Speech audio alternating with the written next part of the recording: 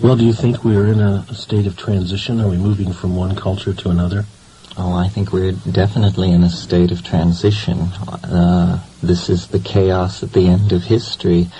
However, it's probably nothing to be alarmed about. I imagine it's simply the normal situation that prevails when a species is preparing to depart for the stars. You think we're preparing to depart for the stars? Well, on the scale of 100 or 1,000 years, I think it's an unavoidable conclusion. And that span of time in geological terms is hardly the wink of an eye. In fact, all of human history, from that perspective, appears as a preparation for human transcendence of the planetary existence. Do we want to get away from the planet? Well, I think you have to take the view that certainly the planet is the cradle of mankind, but inevitably one cannot remain in the cradle forever. The human imagination, in conjunction with technology, has become a force so potent that it really can no longer be unleashed on the surface of the planet with safety. The human imagination has gained such an immense power that the only environment that is friendly to it is actually the vacuum of deep space. It is there that we can erect the architectonic dreams that drive us to produce a Los Angeles or a Tokyo, and do it on a scale and in such a way that it will be fulfilling rather than degrading. So yes, I think we cannot move forward in understanding without accepting as a consequence of that we have to leave the planet, that we are no longer the bipedal monkeys we once were. We have become almost a new force in nature, a thing of language and cybernetics and an amalgam of computers and human brains and societal structures that has such an enormous forward momentum that the only place where it can express itself without destroying itself is, as James Joyce says, up in the ant. So long ago in a faraway galaxy, Star Wars style may be in our future? Well, as opposed to our past? It's in our present, I think. Our future is probably almost unimaginable, because I think the transformation that leaving the planet will bring will also involve a transformation of our consciousness. We are not going as 1950-style human beings. We are going to have to transform our minds before we are going to be able to leave the planet with any amount of grace. This is where I think the psychedelics come in, because they are anticipations of the future. They seem to channel information that is not strictly governed by the laws of normal causality, so that there really is a prophetic dimension, a glimpse of the potential of the far centuries of the future through these compounds. And no cultural shift of this magnitude can be unambiguous. I mean, the very idea that as a species we would leave the earth behind us must be as rending an idea as that a child would leave its childhood home. Obviously, it's a turning away from something that once left behind can never be recaptured.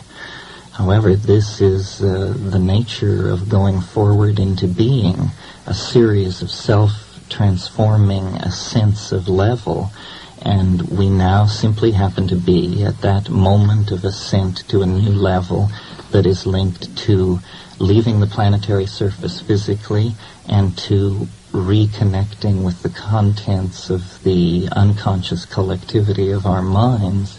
These two things will be done simultaneously. This is what the last half of the 20th century, it seems to me, is all about. Well, by and large, psychedelics have really not been accepted into the mainstream. Do you see a change in that? Well, not particularly. They hold a certain fascination for a persistent majority, and in that way they do their catalytic work upon society, which is to introduce new ideas and to release a certain kind of creative energy into society. I certainly would not like to see a return to the psychedelic hysterias of the 1960s. I think it's fine that these things are now the subject of interest of a much smaller group of people, but perhaps a group of people with a greater commitment and a better idea of exactly what these things are. And it's really the same people. It's just a smaller group of them, and they have accumulated experience over the past 20 years. However, I certainly don't think all psychedelic frontiers are conquered. One of the things that I write about and speak about are the phenomena that many people confirm with the psilocybin family of hallucinogens that no one has included in the standard model of psychedelic drugs. And by that I refer to the logos-like phenomenon of an interiorized voice that seems to be almost a superhuman agency, a kind of genus loci. And I've been writing recently about alien intelligence, which is what I call this, where you have contact with an entity so beyond the normal structure of the ego that if it is not an extraterrestrial, it might as well be, because its bizarreness and its distance from ordinary expectations about what can go on is so great that if flying saucers arrived here tomorrow from the Pleiades, it would make this mystery no less compelling. It amuses me that the scientific community has taken over the search for extraterrestrial intelligence and defined it as they care to define it, and have erected radio telescopes to search the galaxy for these signals. And the world's largest radio telescope is at Arecibo in Puerto Rico. And within the shadow of that installation, mushrooms grow in the fields, and the cows munch quietly in the sunshine. And it's this marvelous interpenetration of the near and the far away, because I believe that the place to search for extraterrestrials is in the psychic dimension, and there the problem is not the absence of contact, but the volume of contact that must be sifted through, because the fact of the matter is shaman and mystics and seers have been hearing voices and talking to gods and demons since the Paleolithic and probably before. That doesn't mean that we can rule out this approach to communication. It seems to me far more likely that an advanced civilization would communicate interdimensionally and telepathically. The amounts of time available for an intelligent species to evolve these kinds of communication are vast. So I think that it's very interesting then that the tryptamines, psilocybin and DMT, at the 15 milligram level very reliably trigger what could only be described as contact-like phenomena, and not only the interiorized voice in the head, but also the classical flying saucer motifs of the whirling disc, the lens-shaped object, the alien approach. This seems to be something hardwired into the human psyche. And I would like to find out why. I think it's a very odd fact of human psychology, and I don't buy any of the current theories ranging from that nothing at all is happening to that this is in fact another species with a world around another star that is getting in touch with us.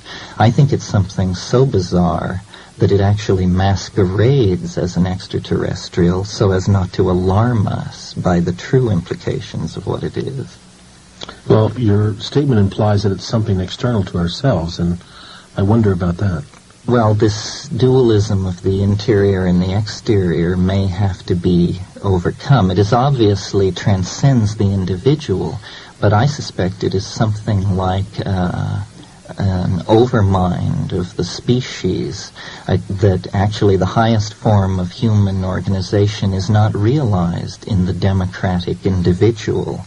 It is realized in a dimension none of us have ever penetrated, which is the mind of the species, which is actually the hand at the tiller of history. It is no government, no religious group, but actually what we call the human unconscious. But it is not unconscious, and it is not simply a cybernetic repository of myth and memory. It is an organized intellect of some sort, and human history is its signature on the primates. And it is so different from the primates. It is like a creature of pure information. It is made of language. It releases ideas into the flowing stream of history to boost the primates toward higher and higher levels of self-reflection of it.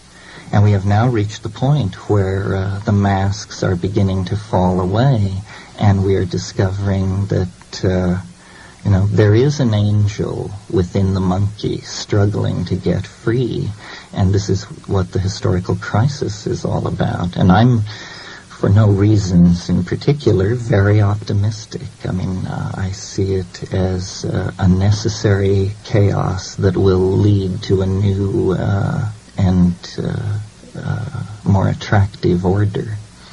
Terence, you were talking about extraordinary realities, and it occurs to me that there's an enormous amount of prejudice against the psychedelics and the use of hallucinogenic substances, and it's almost as if there's an inordinate fear to open up the door to the closet that these substances reveal.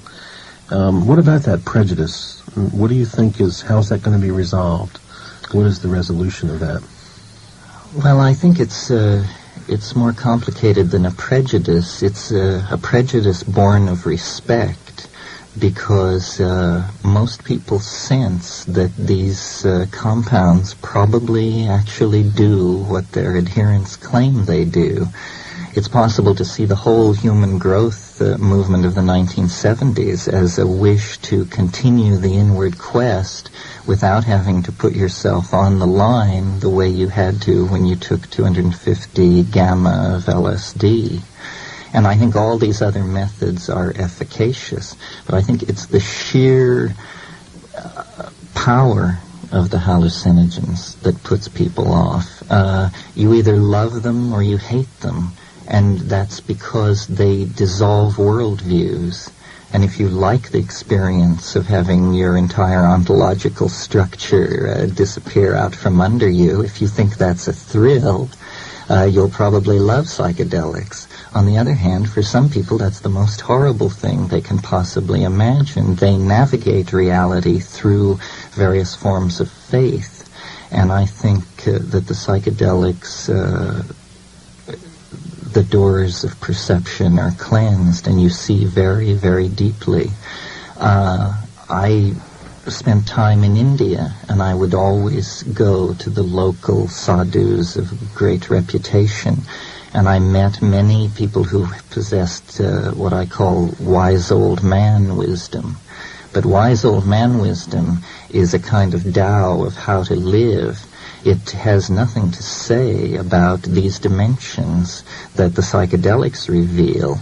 And for that you have to go to places where hallucinogenic shamanism is practiced, specifically the Amazon basin. And there you discover that beyond simply the wisdom of how to live in ordinary reality, there is a gnosis of how to navigate in extraordinary reality.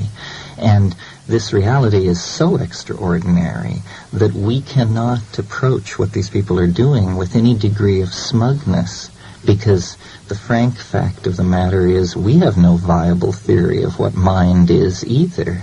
The beliefs of a Witoto shaman and the beliefs of a Princeton phenomenologist have an equal chance of being correct, and there are no arbiters of who is right.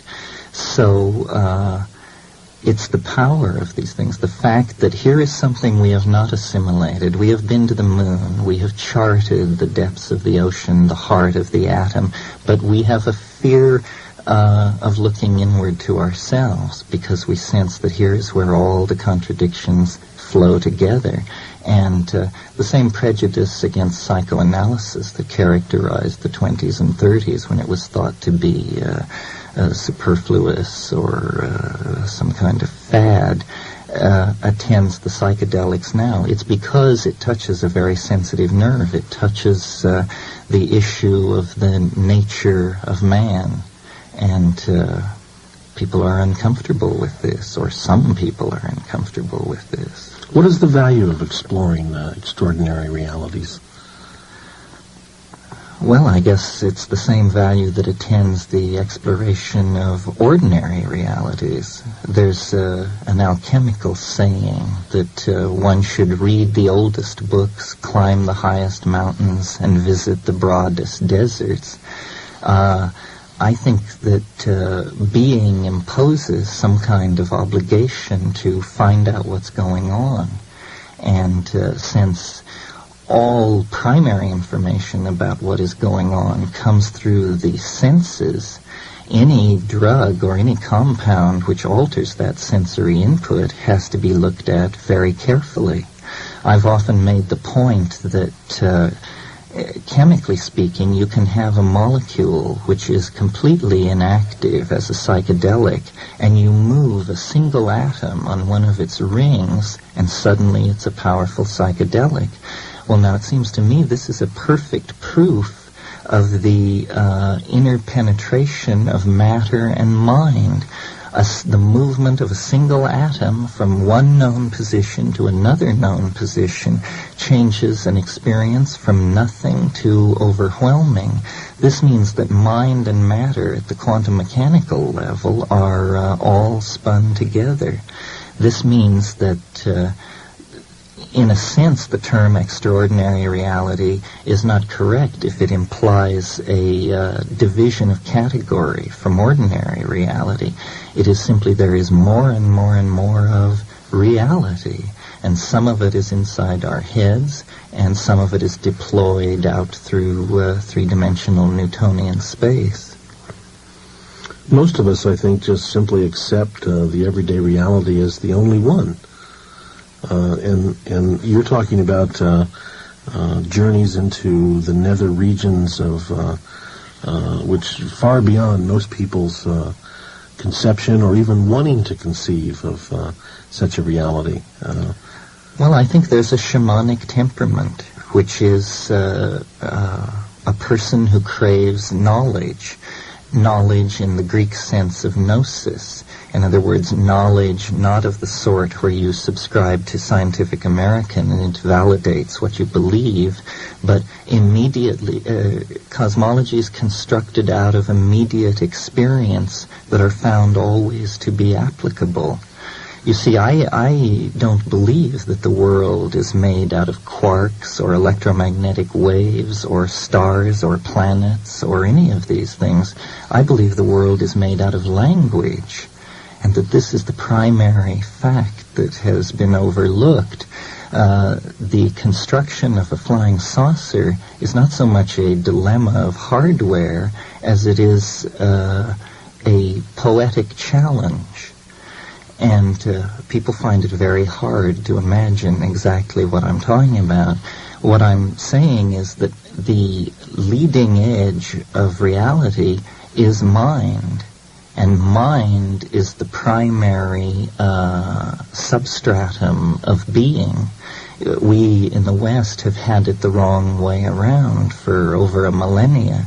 But once this is clearly understood, with what we have learned in our little excursion through three-dimensional space and matter, we will create a new vision of humanity that will be a fusion of the East and the West. Well, the world being native language, and I think of these extraordinary realities which are totally beyond any language that we use in any ordinary sense. Yes, well, they are beyond ordinary language. I always think of Philo-Judaeus writing on the Logos. He posed to himself the question, what would be a more perfect Logos? And then he answered saying, it would be a Logos which is not heard but beheld. And he imagined a form of communication where the ears would not be the primary receptors, but the eyes would be. A language where meaning was not constructed through a dictionary of little mouth noises, but actually three-dimensional objects were generated with a kind of hyperlanguage so that there was perfect understanding between people. And this may sound bizarre in ordinary reality, but these forms of synesthesia and synesthesic glossolalia are commonplace in psychedelic states. Terence, could you identify Philos for us and tell us who he was? He was an Alexandrine Jew of the 2nd century who made it his business to travel around the Hellenic world and discussed all the major cults and religious and cosmogonic theories of his day. So he's a major source of Hellenistic data for us. How would you relate to Socrates' view of the world? Well, I think that it's hard not to be a Platonist, but it's something perhaps we should struggle against, or at least struggle to modify. I think of myself as sort of a Whiteheadian Platonist. Certainly the central Platonic idea, which is the idea of the ideas, these archetypal forms which stand outside of time, is one which is confirmed by the psychedelic experience. And Plato's formulation of time as the moving image of eternity is another one of these aphorisms that the psychedelic state confirms.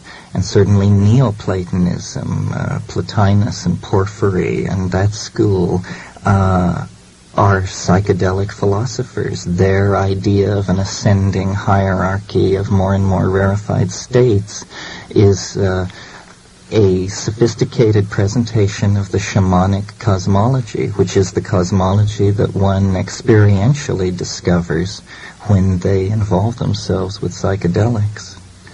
What I think most of us don't understand or don't really know is the fact that Greek culture and the Eleusinian mysteries incorporated the use of something that very akin to psychedelics.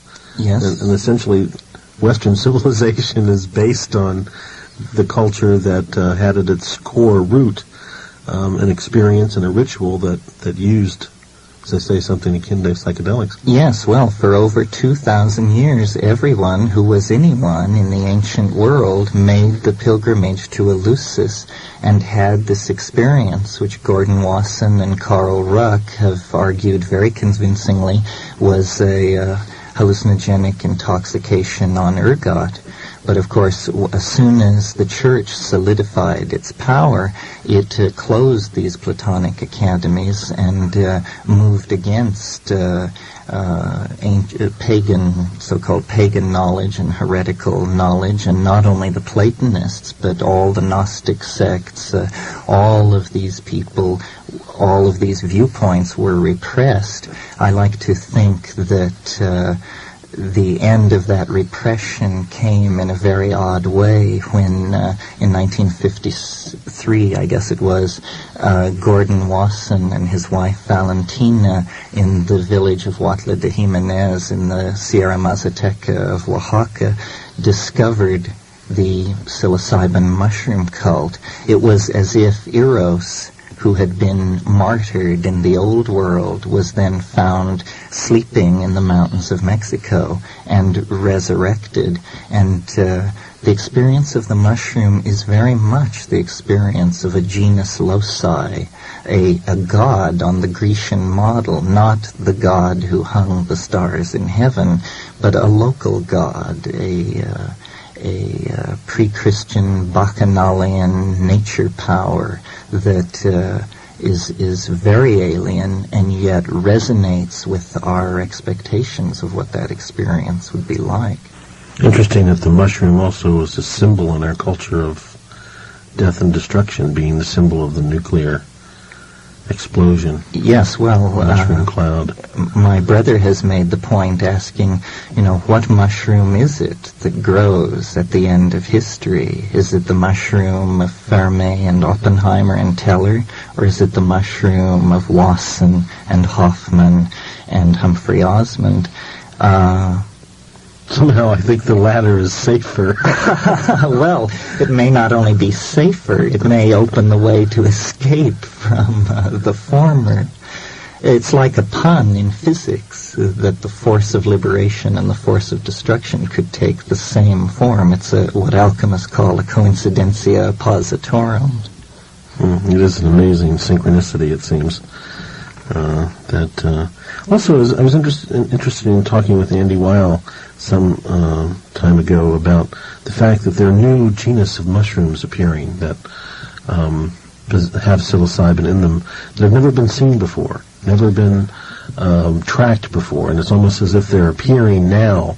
Well, it's amazing how many have been discovered since people have bent their attention to it. There have been psilocybin mushrooms reported from England, France, localities where, so far as we know, there is no cultural history of usage at all.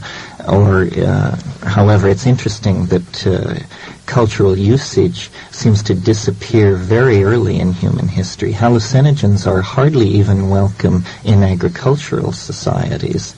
I think it was Weston LeBar made the point that once you learn how to grow plants, your god shifts from the ecstatic god of the hallucinogens to the corn god, or the food god, and it no longer is about divining the hunt and weather through the ecstatic use of hallucinogens. It's about being able to get up every morning and go to work and hoe the crop.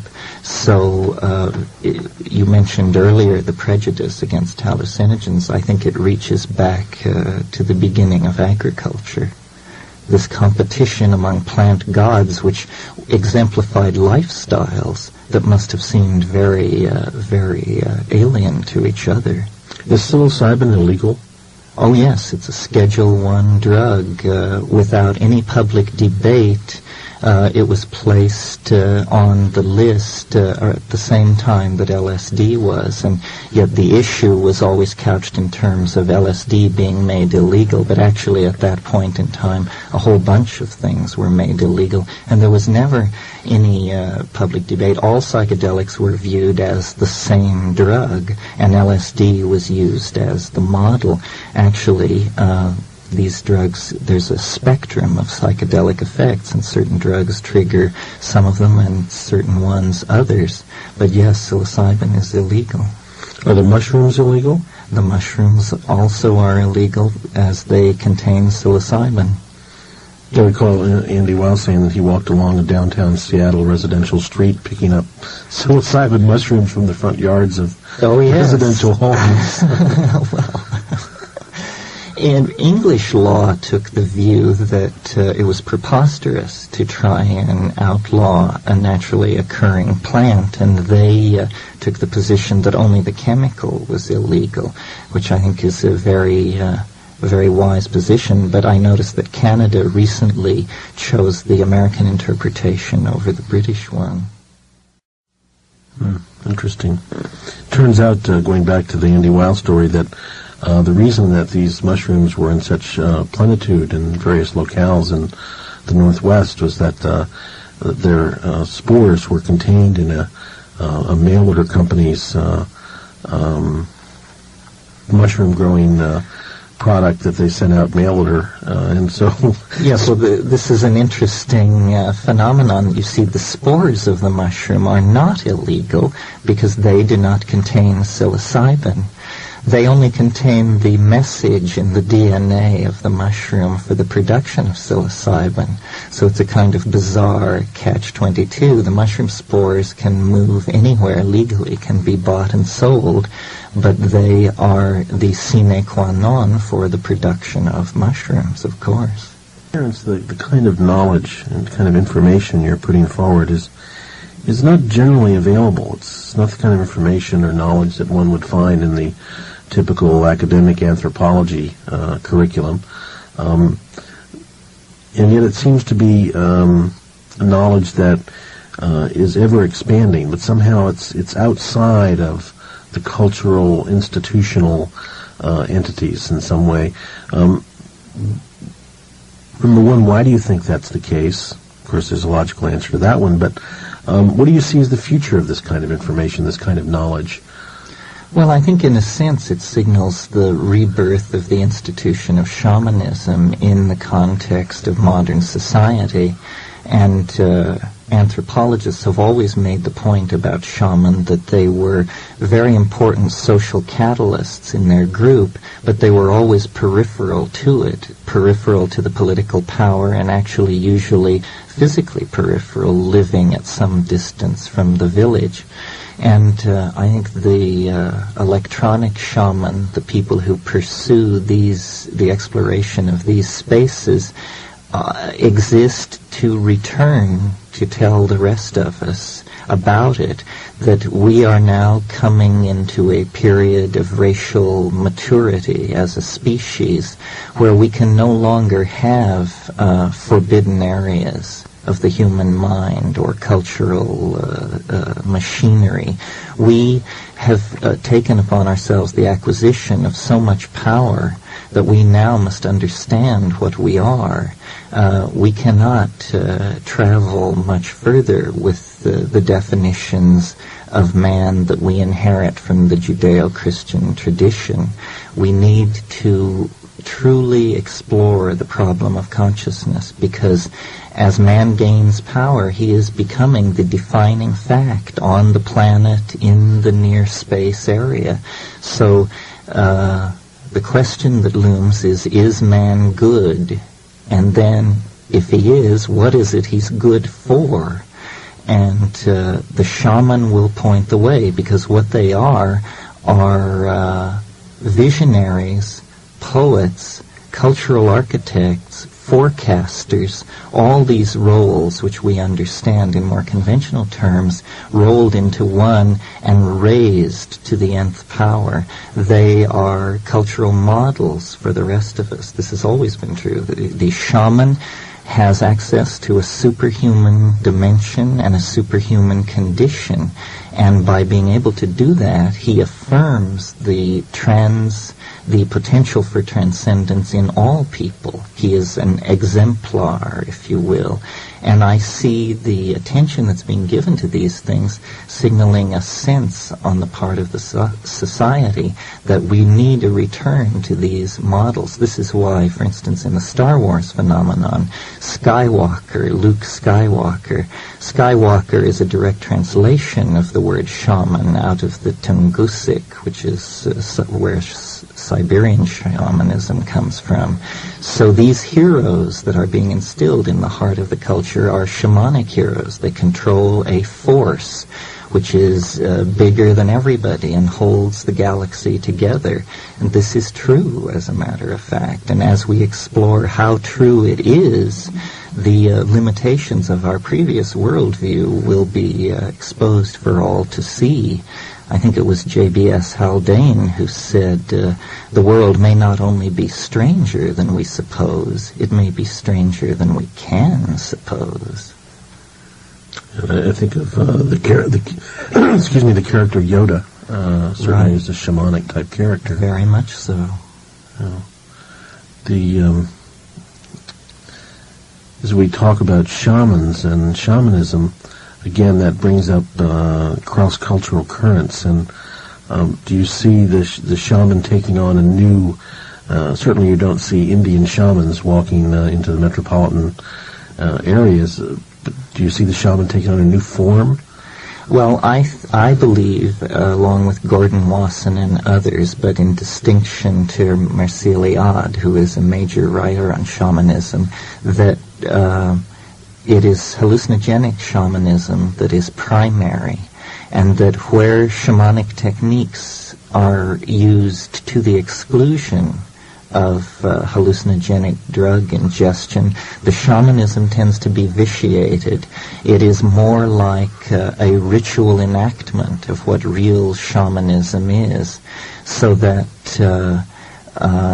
the shamanism that is coming to be within people in our culture, the people who feel comfortable with psychedelic drugs and who, by going into those spaces and then returning with works of art or poetic accounts or scientific ideas, are actually changing the face of the culture. I connect the psychedelic dimension to the dimension of inspiration and dream. I think history has always progressed by the bubbling up of ideas from these nether dimensions into the minds of receptive men and women. It is simply that now, with the hallucinogens, we actually have a tool to push the button. We are no longer dependent upon whatever factors it is that previously controlled the ingression of novelty into human history.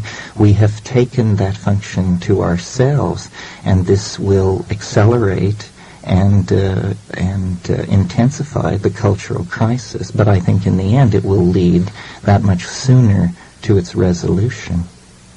So, as we continue to move towards the further exploration of these spaces, we can expect that social change as a result, personal change? Tremendous social change. I see, in fact, what is happening is a tendency to what I call turn the body inside out. We are, through our media and our cybernetics, we are actually approaching the point where consciousness can be experienced in a state of disconnection from the body. We have changed. We are no longer, as I said, bipedal monkeys. We are instead a kind of cybernetic coral reef of organic components and inorganic technological components. We have become a force which takes unorganized raw material and excretes technical objects. We have transcended the normal definitions of man. We are like an enormous collective organism with our data banks and our forecasting agencies and our computer networks and the many levels at which we are connected into the universe. Our self-image is changing. The monkey is all but being left behind, and shortly will be left behind. The flying saucer, again, I take to be an image of the future state of humanity.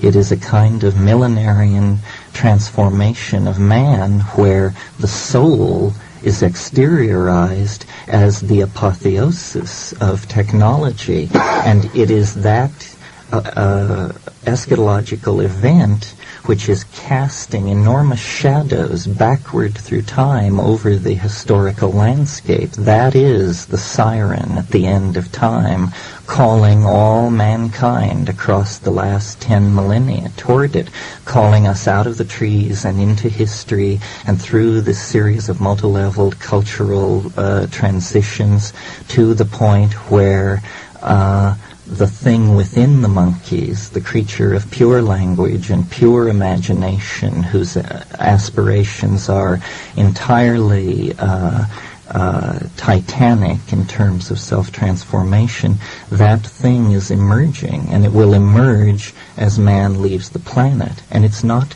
something quantized and clearly defined. It is, in fact, what the next 50 or so years will be about. But at the end of it, the species will be off-planet and transformed and fully wired from the depths to the heights. Are we just talking about another version of the Christian death, resurrection, ascension into heaven? Except that it is coming into history. what is happening is that the paradise promised the soul is actually going to enter into history because technological man took the apocalyptic aspirations of Christianity so seriously that we are going to make it happen. It has become the guiding image of what we want to be. And I'm reminded of the poem by Yeats, it's Sailing to Byzantium, where he speaks of how after death he would like to be an enameled golden object singing to the lords and ladies of Byzantium. And it's the image of man transformed into eternal circuitry and released into a hyperspace of information where you are a thing of circuitry, but you appear to be walking along an unspoiled beach in paradise.